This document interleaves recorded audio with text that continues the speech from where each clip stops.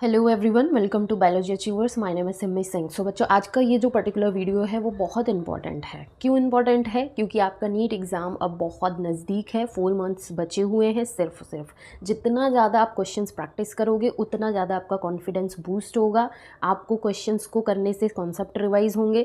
साथ ही साथ ये चीज़ पता चलेगी जब क्वेश्चन सॉल्व करोगे कि कौन सा पर्टिकुलर टॉपिक या कौन सा पर्टिकुलर चैप्टर जो है वो मुझे कितना रिवाइज़ करना है, कौन से कॉन्सेप्ट मेरे वीक हैं।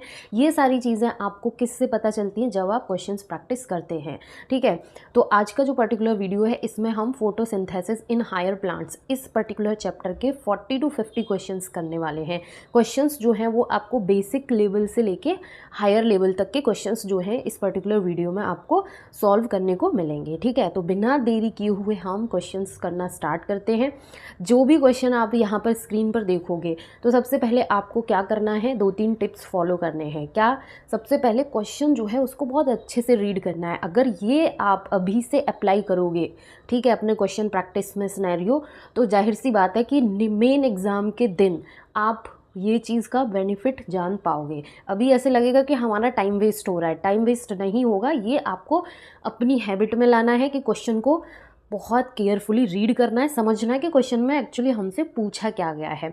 फिर उसके ऑप्शंस जो हैं केयरफुली रीड करने हैं एंड अपना करेक्ट आंसर जो है वो पिक करना है। ठीक है, तो इससे आपके क्वेश्चंस जो हैं वो बिल्कुल भी गलत नहीं होंगे। तो स्टार्ट करते हैं। जैसे कि फर्स्ट क्वेश्चन है, which of the following experiment shows that carbon dioxide is essential for photosynthesis. ये हमसे पूछा है। अब फोटोसिंथेसिस इन हायर प्लांट्स में बहुत सारे एक्सपेरिमेंट्स जो हैं साइंटिस्ट ने कंडक्ट किए थे। तो जो आपका हाफ लीफ एक्सपेरिमेंट था, इस एक्सपेरिमेंट का कंक्लूज़न ये था कि कार्बन डाइऑक्साइड जो है वो इसेंशियल होता है फोटोसिंथेसिस प्रोसीजर के लिए। तो ये क्वेश्चन जो है करने से क्या आपका हाफ लीफ एक्सपेरिमेंट जो था वो कॉन्सेप्ट रिवाइज हुआ या नहीं हुआ? कमेंट सेक्शन में ज़रूर कमेंट करके बताना। ठीक है, नेक्स्ट क्वेश्चन है, green plants carry out photosynthesis which is. अब यहाँ पर सिंपल सा आपसे पूछा है कि जो फोटोसिंथेसिस है ये किस तरीके का प्रोसीजर है। ठीक है, तो फोटोसिंथेसिस इन हायर प्लांट्स के इंट्रोडक्टरी पार्ट में ये चीज़ दी हुई है।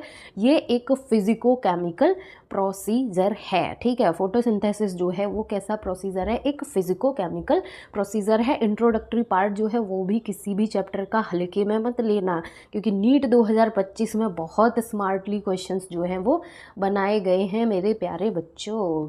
ठीक, अब हम नेक्स्ट क्वेश्चन की बात करें। ठीक है, तो नेक्स्ट क्वेश्चन है, प्रोडक्ट्स ऑफ फोटोसिंथेसिस। फोटोसिंथेसिस जो है इसके प्रोडक्ट क्या क्या होते हैं? तो फोटोसिंथेसिस का जो प्रोडक्ट होता है वो आपका होता है कार्बोहाइड्रेट एंड ऑक्सीजन। ये फोटोसिंथेसिस के आपके प्रोडक्ट्स होते हैं। ठीक, नेक्स्ट क्वेश्चन की बात करें। नेक्स्ट क्वेश्चन है, इन मोल्स हाफ लीफ एक्सपेरिमेंट। ठीक है, पहले क्वेश्चन में कार्बन डाइऑक्साइड इसेंशियल होता है फोटोसिंथेसिस के लिए, ये प्रूव हो गया था हाफ लीफ एक्सपेरिमेंट से। अब इस क्वेश्चन में आपको ये भी पता चल जाएगा कि ये मोल नाम के साइंटिस्ट जो हैं उन्होंने ये एक्सपेरिमेंट कंडक्ट किया था। ठीक है, तो in Moll's half leaf experiment the part of leaf outside the KOH containing bottle. ठीक है, जो बॉटल के बाहर पार्ट था लीफ का, वो उसमें किस तरीके का रिजल्ट मिला था?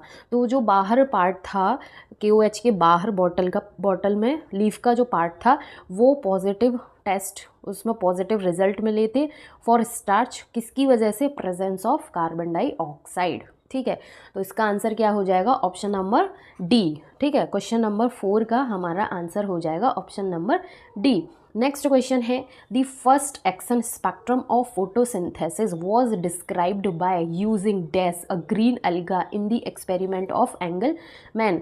तो ये जो एंगलमैन ने एक्सपेरिमेंट किया था प्रिज्म के थ्रू, ठीक है, तो उसमें फर्स्ट एक्शन स्पेक्ट्रम मिला था फोटोसिंथेसिस का। तो कौन सा प्लांट जो है उन्होंने यूज़ किया था, ये सिंपल सा हमसे पूछा है। तो प्लांट का क्या नाम था? क्लेडोफोरा। सिंपल सा क्वेश्चन पूछा है, प्लांट का नाम कि कौन सा प्लांट जो है वो यूज़ किया था उन्होंने। ठीक है, नेक्स्ट क्वेश्चन है, which of the following plant was used by Joseph Priestley in his bell jar experiment. कितना सिंपल सा क्वेश्चन है। ठीक है, सारे क्वेश्चन आप देख रहे हो एक्सपेरिमेंट जो कंडक्ट कंडक्ट किए थे डिफरेंट डिफरेंट साइंटिस्ट ने, उससे ही रिलेटेड हैं। लेकिन वीडियो के एंड तक आप देखोगे कि यहाँ पर आपको हायर लेवल के क्वेश्चंस जो हैं वो भी देखने को मिलेंगे। ठीक, तो जोसेफ प्रेस्ले जो हैं उन्होंने अपने बेल जार एक्सपेरिमेंट में चूहा, मोमबत्ती और कौन सा पौधा था, मिंट का प्लांट जो है वो यूज़ किया था। यही इसमें क्वेश्चन में आपसे पूछा है कि कौन सा प्लांट उन्होंने यूज़ किया था अपने एक्सपेरिमेंट में। नेक्स्ट क्वेश्चन है, who indicated first that water is hydrogen donor in photosynthesis. तो ये एक्सपेरिमेंट किस साइंटिस्ट ने कंडक्ट करके प्रूव किया था कि जो वाटर है वही हाइड्रोजन डोनर है। तो ये जो प्रूव किया था वो थे वॉन नील जो साइंटिस्ट हैं, मतलब कि ऑप्शन नंबर ए जो है ये आपका आंसर हो जाएगा। इन्होंने ये चीज़ जो है वो प्रूव की थी। नाउ नेक्स्ट क्वेश्चन है, which of the following equation can be more appropriate for photosynthesis. ठीक है, थोड़ा ट्रिकी सा क्वेश्चन है, मोर अप्रोप्रिएट पूछा है। जो एक बैलेंस्ड इक्वेशन होती है फोटोसिंथेसिस की वो क्या होती है। ठीक है, तो आपका जो एक बैलेंस्ड मोर अप्रोप्रिएट इक्वेशन जो होती है फोटोसिंथेसिस की वो क्या होती है, 6CO2 + 12H2O। Light and chlorophyll जो है ये नेसेसरी है, इससे C6H12O6 कार्बोहाइड्रेट ग्लूकोज बनता है, plus 6H2O molecule and 6 carbon dioxide molecule जो हैं वो रिलीज होते हैं। तो ऑप्शन नंबर 2 जो है वो मोर अप्रोप्रिएट इक्वेशन है फोटोसिंथेसिस जो है उसकी। नाउ नेक्स्ट क्वेश्चन है, photosynthesis does takes place in. Photosynthesis कहाँ पर पाया जाता है। अब बहुत सारे बच्चों के माइंड में ये जरूर आएगा, ग्रीन लीव्स ऑफ प्लांट। ठीक है, एकदम ओवर कॉन्फिडेंट होंगे और आंसर कराएंगे only green leaves of plant. नहीं, प्लांट के सारे जो ग्रीन पार्ट होते हैं वहाँ पर फोटोसिंथेसिस जो है वो देखने को मिलती है। जब प्लांट जो है बहुत यंग स्टेज में होता है, मिट्टी के अंदर से निकला ही होता है, तो उसकी स्टेम वाला जो पार्ट है वो भी फोटोसिंथेसिस करता है। तो जितना ग्रीन प्लांट का पार्ट होता है, मतलब ऑल ग्रीन पार्ट जो होता है प्लांट का, वो फोटोसिंथेसिस करता है। तो इस तरीके के थोड़े ट्रिकी क्वेश्चंस भी देखने को मिलेंगे, लेकिन फॉलो क्या करना है, क्वेश्चंस को आपको बहुत केयरफुली पढ़ना है, फिर ऑप्शंस देखने हैं और अपना करेक्ट आंसर जो है वो निकालना है। ठीक है, नेक्स्ट क्वेश्चन है, usually chloroplast align themselves along the walls of dash to get the optimum quantity of incident light. ठीक है, तो जो क्लोरोप्लास्ट है वो कहाँ पर अलाइन हो जाते हैं, किसकी वॉल्स पर अलाइन हो जाते हैं, वो अलाइन हो जाते हैं मीज़ोफिल सेल्स की जो वॉल्स होती हैं। ठीक है, वॉल जो होती है मीज़ोफिल सेल्स की वहाँ पर अलाइन हो जाते हैं, जिससे कि वो ज़्यादा से ज़्यादा लाइट जो है उसको कैप्चर कर सकें। ठीक है, नेक्स्ट क्वेश्चन है, the dark reaction in photosynthesis is called so because. अब बहुत सारे यार, हमें भी अपने टाइम में यही लगता था कि ये अंधेरे में होती है डार्क रिएक्शन, इसलिए इसका नाम है। ठीक है, तो ऐसा नहीं है। डार्क रिएक्शन जो है ये प्रोसेस है जो कि इंडिपेंडेंट होता है लाइट पर। ठीक है, लाइट पर इसकी डिपेंडेंसी नहीं होती, इसलिए इसको डार्क रिएक्शन जो है वो बोला जाता है। ठीक है, किस किस के माइंड में ऐसा आता था कि डार्क रिएक्शन जो है वो अंधेरे में होती है, मतलब रात के टाइम में होती है, जब सूरज छुप जाता है तब डार्क रिएक्शन होती है। कमेंट सेशन में ज़रूर कमेंट करके बताना। ठीक है, मुझे तो ऐसा ही लगता था जब तक कॉन्सेप्ट क्लियर नहीं थे डार्क रिएक्शन के रिगार्डिंग। तो आंसर क्या हो जाएगा, the process in independent of light. Option number 2 जो है वो क्या हो जाएगा आपका करेक्ट आंसर। ठीक, नेक्स्ट क्वेश्चन है, which of the following is the site of photolysis of water. Water का जो फोटोलिसिस है, फोटोलिसिस मतलब कि ब्रेक डाउन। ठीक है, वाटर का जो ब्रेक डाउन है, फोटोलिसिस ऑफ वाटर है, वो कहाँ पर देखने को मिलता है, वो होता है आपका ल्यूमेन ऑफ थैलेकॉइड सैक। ठीक है, ल्यूमेन जो होता है, जो इस तरीके से थैलेकॉइड्स जो हैं ये बनते हैं। ठीक है, थैलेकॉइड्स होते हैं, इसका ये वाला जो पार्ट होता है जिसको ल्यूमेन बोला जाता है, यहाँ पर फोटोलिसिस ब्रेकडाउन ऑफ वाटर जो है वो देखने को मिलता है। तो इतने सारे क्वेश्चन सॉल्व करने पर क्या आपके कॉन्सेप्ट्स जो हैं वो रिवाइज हुए थोड़े बहुत या नहीं हुए, वो कमेंट सेशन में ज़रूर कमेंट करके बताना। ठीक है, नेक्स्ट क्वेश्चन है, dash commonly refers to the fluid filled inner space of chloroplast surrounding thylakoids and grana. ठीक है, तो इसको क्या बोला जाता है, ये चीज़ आपसे पूछी है। ठीक है, तो जो स्ट्रोमा होता है, अब स्ट्रोमा है, स्टोमेटा भी है, सिमिलर वर्ड्स जो हैं वो दे दिए। तो स्ट्रोमा जो है उसको हम कॉमनली बोलते हैं fluid filled inner space of chloroplast, जो कि थैलेकॉइड्स और ग्रेना जो है उसको सराउंड करता है। ठीक है, तो आंसर क्या हो जाएगा, स्ट्रोमा। आंसर क्या हो जाएगा, stroma. The site for light reaction is, light reaction की जो साइट है, मतलब कि लाइट रिएक्शन जो है वो कहाँ पर होती है, तो लाइट रिएक्शन आपकी ग्रेना जो होता है वहाँ पर देखने को मिलती है। ठीक, नेक्स्ट क्वेश्चन है which is not an accessory pigment. ठीक है, एसेसरी पिगमेंट नहीं है, carotene, xanthophyll, chlorophyll A, chlorophyll B. ठीक है, तो कौन सा जो पिगमेंट है वो एक एसेसरी पिगमेंट नहीं है, तो क्लोरोफिल ए जो है ये एक एसेसरी पिगमेंट नहीं है। तो ये कैसा पिगमेंट है, कमेंट सेशन में कमेंट करके बताओ कि क्लोरोफिल ए जो है ये एसेसरी पिगमेंट नहीं है, तो कैसा पिगमेंट है। ठीक है, नेक्स्ट क्वेश्चन है most of the photosynthesis takes place in which region of spectrum. Spectrum वाला कॉन्सेप्ट यहाँ पर रिवाइज होगा आपका। ठीक है, अब कौन सा रीजन जो है स्पेक्ट्रम का, वहाँ पर फोटोसिंथेसिस जो है वो देखने को मिलती है। मोस्ट ऑफ द फोटोसिंथेसिस, ज़्यादातर फोटोसिंथेसिस कौन से रीजन में, कौन सी लाइट पर देखने को मिलती है। ठीक है, तो स्पेक्ट्रम वाला कॉन्सेप्ट आप अपना रिवाइज करोगे तो आप देखोगे कि आंसर क्या होगा, बोथ 1 and 2, मतलब कि ब्लू एंड रेड रीजन जो है स्पेक्ट्रम में, वहाँ पर मोस्ट ऑफ द फोटोसिंथेसिस देखने को मिलती है।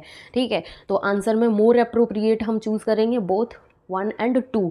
अगर यहीं पर सिर्फ blue region, green region, white region, yellow region ऐसे होता है तो आप ब्लू रीजन चूज़ करते, लेकिन ब्लू और रेड दोनों दिए हुए हैं तो बोथ वाला ऑप्शन जो है वो आप यहाँ पर चूज़ करोगे, मोर अप्रोप्रिएट आंसर अपना। ठीक है, नेक्स्ट क्वेश्चन है, थोड़े स्टेटमेंट्स हैं। ठीक है, इनको केयरफुली रीड करना है और अपना करेक्ट आंसर जो है वो आपको यहाँ से पिक करना है। क्वेश्चन में क्या पूछा गया है, which of the following statement is or not correct regarding chlorophyll ए।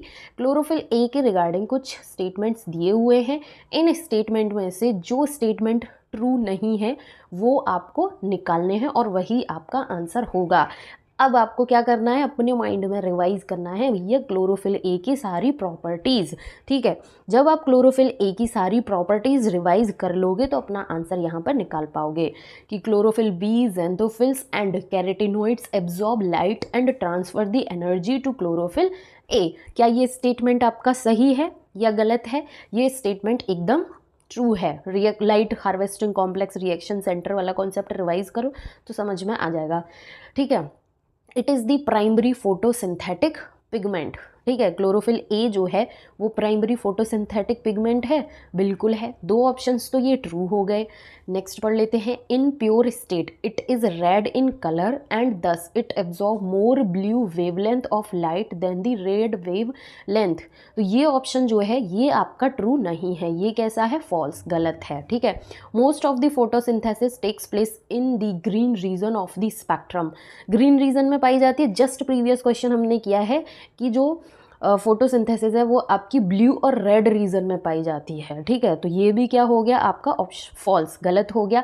और गलत ही हमसे पूछे हैं कि कौन कौन से स्टेटमेंट जो हैं वो करेक्ट नहीं है रिगार्डिंग क्लोरोफिल ए। तो थर्ड एंड फोर्थ जो है वो आपका करेक्ट नहीं है, तो आंसर क्या हो जाएगा, ऑप्शन नंबर 2, जिसमें थर्ड एंड फोर्थ जो है वो हमें दिया हुआ है। तो कैसा लगा ये क्वेश्चन ज़रूर बताना। क्वेश्चन नंबर 16 जो है वो अच्छा क्वेश्चन है या नहीं है, जिससे पूरा कॉन्सेप्ट रिवाइज हो जाएगा आपका।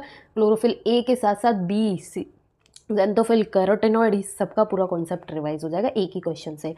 रेड रीजन ऑफ अ विविग्योर fall in the range of wavelength. ठीक है, रेड रीजन की वेवलेंथ आपसे पूछी है कि क्या होती है। तो रेड रीजन जो है इसकी वेवलेंथ होती है 660 to 760 नैनोमीटर। ठीक है, 660 to 760 नैनोमीटर। नेक्स्ट क्वेश्चन है, which of the following pigment shows as bright और blue green colour in the chromatogram. अब कौन सा पिगमेंट मॉलिक्यूल जो है वो ब्लू ग्रीन कलर जो है वो शो करता है, ये चीज़ हमसे पूछा है। तो क्लोरोफिल ए जो है ये आपका ब्राइट और ब्लू ग्रीन कलर जो है वो शो करता है क्रोमेटोग्राम में। नेक्स्ट क्वेश्चन है, which technique is use to separate the leaf pigment of any green plant. ठीक है, ग्रीन प्लांट की लीफ में जो पिगमेंट्स प्रेजेंट होते हैं उनको हम किस टेक्निक के थ्रू सेपरेट आउट करते हैं, तो ये करा जाता है आपका पेपर क्रोमेटोग्राफी के थ्रू, जो कि बाकायदा हमें एनसीईआरटी की बुक में दिया हुआ है। ठीक है, तो क्वेश्चंस के थ्रू आपके कॉन्सेप्ट डेफिनेटली रिवाइज हो रहे होंगे। ठीक है, अगर किसी भी क्वेश्चन में कोई डाउट आ रहा हो तो ज़रूर कमेंट सेशन में कमेंट करके पूछ लेना। नेक्स्ट क्वेश्चन है, which set of pigments are involve in photosynthesis of green plant. ठीक है, फोटोसिंथेसिस का जो प्रोसीजर होता है उसमें कौन कौन से पिगमेंट मॉलिक्यूल जो हैं वो आपके इन्वॉल्व होते हैं। क्लोरोफिल इन्वॉल्व होता है, कैरोटीन, ज़ैंथोफिल। ठीक है, लाइट हार्वेस्टिंग कॉम्प्लेक्स का कॉन्सेप्ट रिवाइज करोगे आपको सारी चीज़ें जो हैं वो समझ में आ जाएंगी। ठीक है, तो आंसर क्या हो जाएगा, option number 4 chlorophyll, carotene and xanthophyll जो है यहाँ से आपका आंसर आ जाएगा क्वेश्चन नंबर 20 का 4। नेक्स्ट क्वेश्चन है, थोड़ा धुंधला सा दिखेगा बट डेफिनेटली आप पढ़ पाओगे। लाइट हार्वेस्टिंग कॉम्प्लेक्स, जिसको शॉर्ट में LHC भी बोला जाता है, are made up of hundreds of pigment molecule bound to protein. ठीक है, in light harvesting complex reaction centre is formed by. Light harvesting complex में रिएक्शन सेंटर जो है वो किसका बना होता है। ठीक है, एक सिंगल क्लोरोफिल ए मॉलिक्यूल जो है वो बनाता है आपका रिएक्शन सेंटर। ठीक है, तो आंसर क्या हो जाएगा, option number 1 a single chlorophyll A molecule. ठीक, single a chlorophyll A molecule जो है वो बनाता है रिएक्शन सेंटर। नेक्स्ट क्वेश्चन है, which of the following is produced during the light phase of photosynthesis. ये गड़बड़ हो गया है थोड़ा सा। ठीक है, क्वेश्चन समझ में आ रहा है। Which of the following is produced during the light phase of photosynthesis. जो लाइट रिएक्शन होती है फोटोसिंथेसिस की, वहाँ पर क्या बनता है। लाइट रिएक्शन को रिवाइज करोगे तो आप देखोगे कि दोनों चीज़ें बनती हैं, ATP और NADPH जो है दोनों चीज़ें ही बनती हैं लाइट रिएक्शन में। नेक्स्ट क्वेश्चन है, बहुत सिंपल क्वेश्चन है, बहुत ईजी क्वेश्चन है, लेकिन बच्चे बहुत कंफ्यूज रहते हैं। कैसे कंफ्यूज रहते हैं, ज़रा क्वेश्चन को ही पढ़ लो भाई। कि जो फोटो सिस्टम 2 होता है, ठीक है, उसका रिएक्शन कितने रिएक्शन सेंटर जो है वो उसकी नैनोमीटर क्या होता है, और फोटो सिस्टम 1 जो है PS1 ये कितना होता है, इसमें बहुत कन्फ्यूज़न रहता है।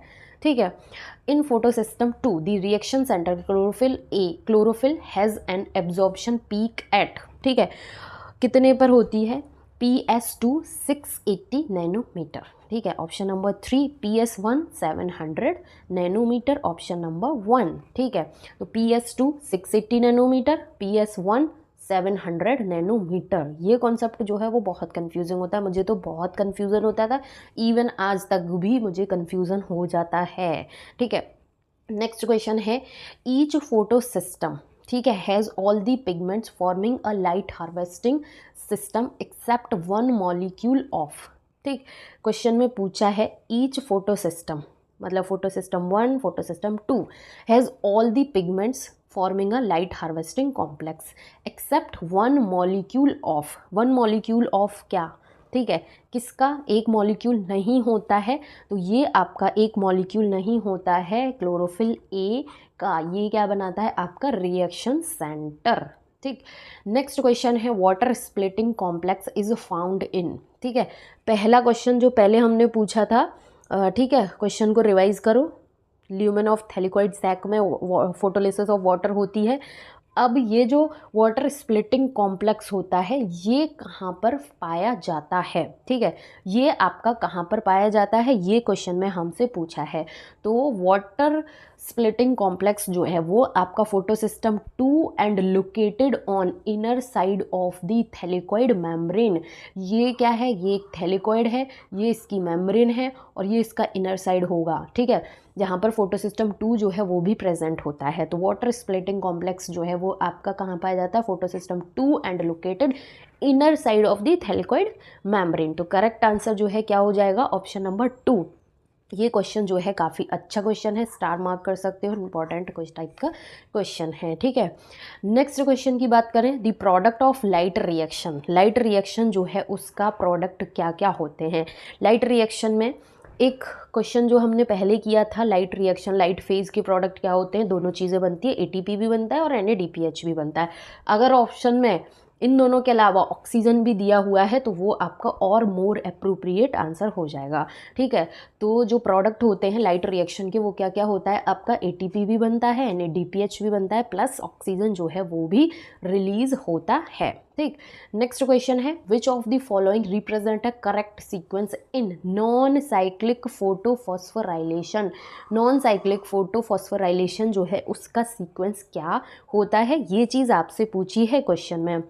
नॉन साइक्लिक फोटोफॉस्फोराइलेशन जो है उसको रिवाइज करो, जेड स्कीम, ठीक है, उसको आप रिवाइज करोगे तो देखोगे पहले फोटोसिस्टम 2 होता है, फिर एटीपी भी प्रोड्यूस होता है, फोटोसिस्टम 1 आता है और NADPH जो है वो प्रोड्यूस होता है। तो आंसर क्या हो जाएगा आपका ऑप्शन नंबर 3। ये क्वेश्चन जो है ये भी इंपॉर्टेंट टाइप का क्वेश्चन है, स्टार मार्क कर सकते हो आप इस क्वेश्चन के लिए, ठीक। नाउ नेक्स्ट क्वेश्चन है दी स्ट्रोमा लैमेली मेम्ब्रेन लेक। जो स्ट्रोमा लैमेली मेम्ब्रेन है उस पर क्या नहीं पाया जाता, फोटोसिस्टम 1, फोटोसिस्टम 2, NADP रिडक्टेज, या फिर हम कह सकते हैं कि फोटोसिस्टम 2 और NADPH रिडक्टेज जो है ये नहीं पाए जाते। तो जो स्ट्रोमा लैमेली मेम्ब्रेन है वहाँ पर ये दोनों चीज़ें जो हैं वो नहीं पाई जाती, फोटोसिस्टम 2 एंड NADPH रिडक्टेज, ये दोनों चीज़ें जो हैं वो एब्सेंट होती हैं दी membrane of stroma lamellae. Now, next question है cyclic photophosphorylation occurs when the wavelength of light is।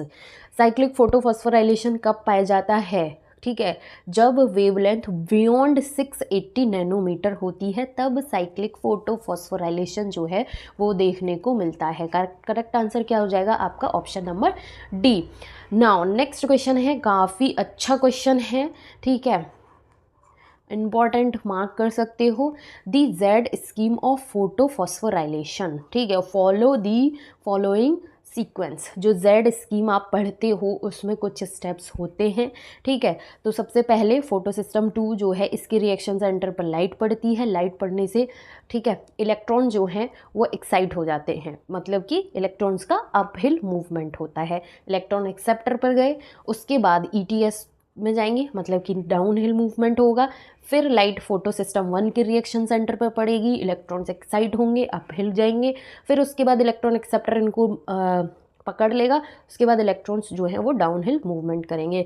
तो इलेक्ट्रॉन्स का जो मूवमेंट है वो कैसा होता है, पहले अप हिल होता है, फिर डाउन हिल होता है, फिर अप हिल होता है, फिर डाउन हिल होता है, ठीक है। ये चीज़ आपसे पूछी है कि A, B, C and D यहाँ पर क्या क्या आएगा। तो आंसर जो है वो क्या हो जाएगा आपका ऑप्शन नंबर 1, अप हिल जाएंगे, फिर डाउन हिल, फिर अप हिल, फिर डाउन हिल, ठीक है। ये मूवमेंट होता है इलेक्ट्रॉन्स का, ठीक। ये क्वेश्चन में आपसे पूछा है, कंफ्यूज भी हो सकते हैं बच्चे, बट सिंपल क्वेश्चन है, बट ट्रिकी है, थोड़ा सा कंफ्यूज हो सकते हैं, लेकिन बहुत टफ नहीं है ये क्वेश्चन, ठीक है। नाउ क्वेश्चन है, in the Calvin cycle RuVp carboxylase result in the formation of dash number of PGA molecule. कितने PGA मॉलिक्यूल्स जो हैं वो बनते हैं, 2 PGA मॉलिक्यूल जो है वो बनते हैं केल्विन साइकिल में, ठीक है। Primary acceptor of carbon dioxide in Calvin cycle, ठीक है, केल्विन साइकिल जो है वहाँ पर कार्बन डाइऑक्साइड का प्राइमरी एक्सेप्टर मॉलिक्यूल जो है वो क्या होता है, ये चीज़ आपसे पूछी है, ठीक है। तो प्राइमरी एक्सेप्टर मॉलिक्यूल जो है वो क्या होता है आपका RuVp जो है वो primary carbon dioxide acceptor molecule है। नेक्स्ट क्वेश्चन है, 1 molecule of glucose in Calvin cycle is formed from. एक ग्लूकोज मॉलिक्यूल जो है केल्विन साइकिल में वो फॉर्म्ड होता है कैसे, जब 6 बार साइकिल रन होगी, मतलब कि 6 कार्बन डाइऑक्साइड मॉलिक्यूल्स जो है वो यूज़ होंगे और 18 ATP यहाँ पर बनते हैं और 12 NADPH जो है ये भी बनता है, ठीक है। तो आंसर क्या हो जाएगा, 1 molecule of glucose in Calvin cycle is formed from 6 carbon dioxide molecule plus 18 ATP plus 12 NADPH, ठीक है। तो करेक्ट आंसर क्या हो जाएगा option number 3। Now next question, glucose synthesis occurs during which stage of C3 cycle।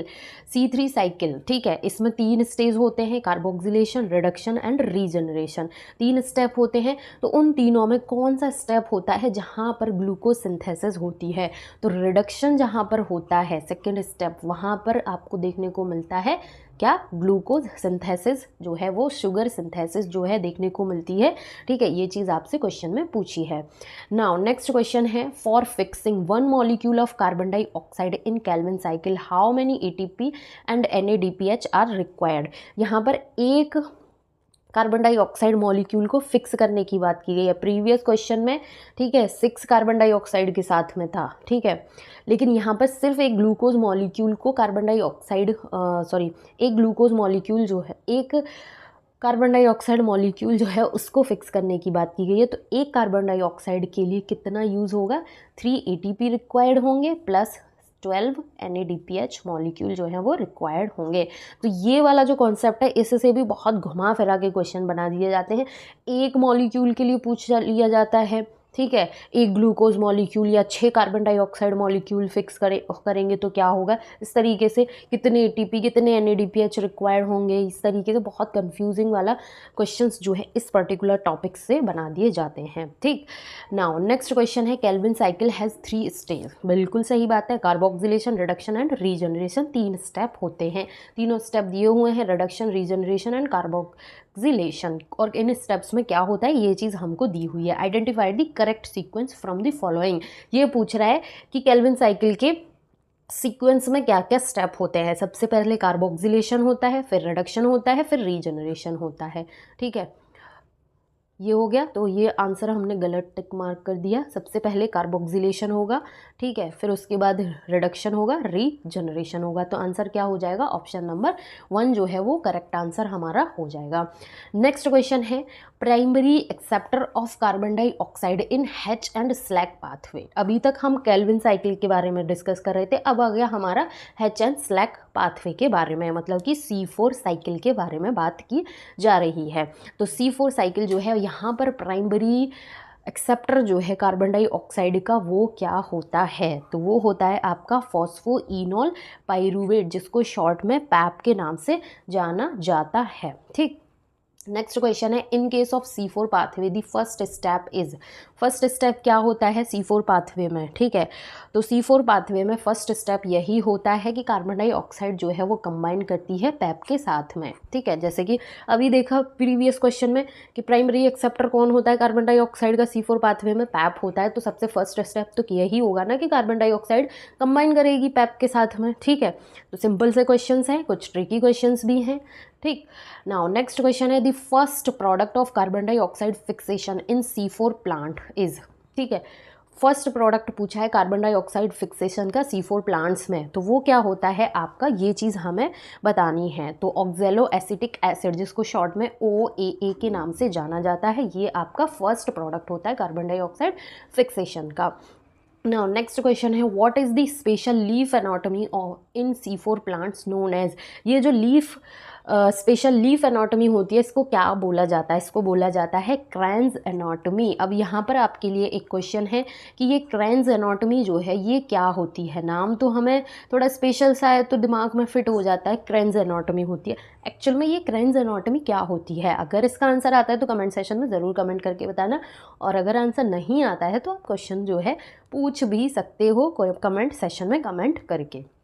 Now next question है which one is the most abundant enzyme in the world. ठीक है, world में मोस्ट अबंडेंट एंजाइम जो है उसके बारे में पूछा है। ठीक है, तो ये एंजाइम जो है वो क्या होता है, रुबिस्को जो है ये मोस्ट अबंडेंट एंजाइम है इन द वर्ल्ड। ठीक, which of these is a 2 carbon molecule. इन मॉलिक्यूल्स में से कौन सा जो मॉलिक्यूल है वो 2 कार्बन मॉलिक्यूल है। फॉस्फोग्लाइकोलेट जो है ये एक 2 कार्बन कंपाउंड है। ठीक, नेक्स्ट क्वेश्चन है complete the given below reaction. Given below जो रिएक्शन है इसको कंप्लीट करना है आपको। RuBP प्लस कार्बन डाइऑक्साइड, तो हमें प्रोडक्ट जो है वो क्या मिलेगा, तो हमें मिलेगा 2 molecule of 3PGA plus Rubisco. ठीक है, ये हमारा रिएक्शन जो है वो पूरी हो जाएगी। तो आंसर क्या हो जाएगा, ऑप्शन नंबर 3 जो है ये हमारा आंसर हो जाएगा। नेक्स्ट क्वेश्चन है major limiting factor for photosynthesis. Major limiting factor जो है फोटोसिंथेसिस के लिए वो क्या है, ठीक है, फैक्टर्स अफेक्टिंग फोटोसिंथेसिस वाला कॉन्सेप्ट आ गया यहाँ पर। ठीक है, तो मेजर जो लिमिटिंग फैक्टर है फोटोसिंथेसिस के लिए light, water, carbon dioxide, temperature क्या है, कार्बन डाइऑक्साइड जो है ये एक मेजर लिमिटिंग फैक्टर है for photosynthesis. Now next question है what is the atmospheric concentration of carbon dioxide. Carbon dioxide की एटमॉस्फेरिक कंसंट्रेशन जो है वो बहुत कम होती है, इसलिए ये एक मेजर लिमिटिंग फैक्टर भी होता है फोटोसिंथेसिस के लिए। ये कितनी होती है, 0.03 से 0.04% होती है। ठीक है, ये चीज़ आपको ध्यान रखनी है।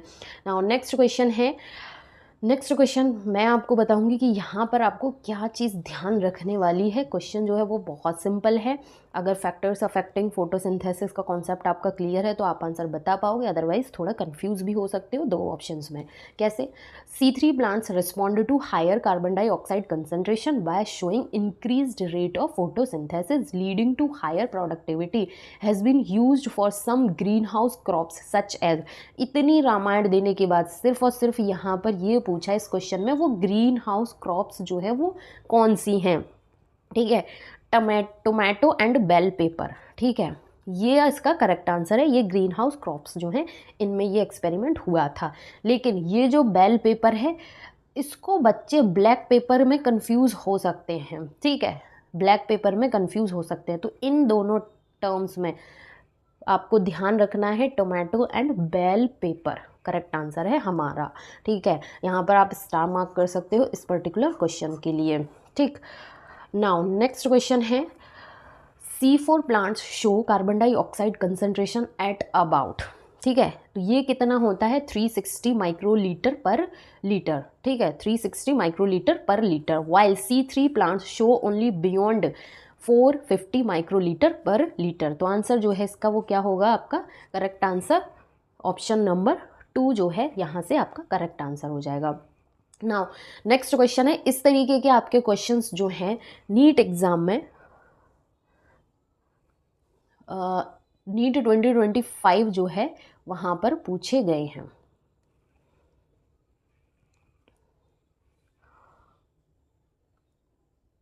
तो इसी के साथ में आज का जो पर्टिकुलर वीडियो है यहाँ पर हमारे क्वेश्चंस जो है फैक्टर्स अफेक्टिंग फोटोसिंथेसिस का जो कॉन्सेप्ट है यहाँ तक के क्वेश्चंस जो हैं वो हमारे हो गए हैं डन। अगर ये वीडियो आपके लिए सच में हेल्पफुल रहता है तो प्लीज़ कमेंट सेक्शन में एक कमेंट ज़रूर करके जाना, लाइक जो है वीडियो को वो भी करना, जिससे कि और बच्चों तक रीच आउट हो वीडियो और उन लोग जो हैं वो भी प्रैक्टिस कर पाएँ।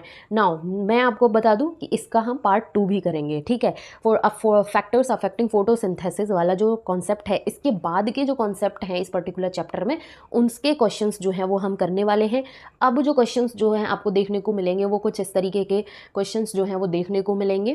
ठीक है, थोड़े ट्रिकी, थोड़े लेंदी, थोड़े स्टेटमेंट बेस्ड क्वेश्चंस जो हैं वो आपको देखने को मिलेंगे। तो नेक्स्ट पार्ट जो है वो आपका और इंटरेस्टिंग और इम्पॉर्टेंट होगा, क्योंकि नीट 2025 में आपसे क्वेश्चंस जो हैं वो कैसे पूछे गए हैं, काफ़ी स्टेटमेंट वाले क्वेश्चंस पूछे गए हैं। अभी तक हमने जो क्वेश्चंस किए वो बहुत बेसिक क्वेश्चंस किए। बेसिक क्वेश्चंस इसलिए किए कि पूरा कॉन्सेप्ट जो है वो आपका रिवाइज हो, क्योंकि पेपर कहीं से भी किसी भी तरीके से बन के आ सकता है और आप कोई एक्सक्यूज़ नहीं दे सकते कि ये चीज़ वो चीज़ फलाना ढिमकाना, नथिंग। ठीक है, आपका काम है कॉन्सेप्ट को रिवाइज करना, क्वेश्चंस प्रैक्टिस करना, और प्रैक्टिस करते टाइम 2-3 स्टेप जो है वो आपको केयरफुली फॉलो करनी है। ठीक, सो आई होप ये वीडियो आपके लिए हेल्पफुल रहा होगा। Thank you so much for watching. Now next video में आपका वार्म वेलकम रहेगा, ज़रूर से आना। ठीक है, चैनल पर नए हो तो प्लीज़ चैनल को ज़रूर सब्सक्राइब करना, वीडियो को लाइक करना और अपने फ्रेंड्स के साथ भी ज़रूर शेयर करना। Thank you so much for watching.